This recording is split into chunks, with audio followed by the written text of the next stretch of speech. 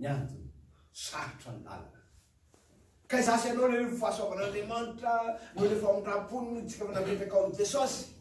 tsy mora ny lalana satria nahoana zao fizany toetra mamay eo amin'ny asan'ny Satana zay miezaky ny andava ka mahatonga ny olona ivelony satria ny olo-bovody dia ifandritana makany amin'ny fiainana mandrakizay ifandritana ho any amin'ilay fahaveresana ihany koa ka zay mahatonga antsika hitehatra tanteraka ale fahasoavan'Andriamanitra ka atonga antsika na dia lavitra raha lalaka sady fiakarana maro no ty ivelona fa zasy ianao kosa dia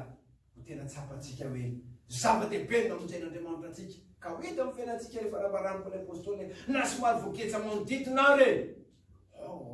dia tsy mahatsiaro tery nanay tohatra ny verihevitra azy tsy mamofo nanay mety potraka nanay mety lavo fa tsy avelan'Andriamanitra satria hitaraboko amin'ny tany satria zay fanamboarana mitongainany mpaminany Isaia mitantana antsika amin'ny tanakavanany famareana izy olona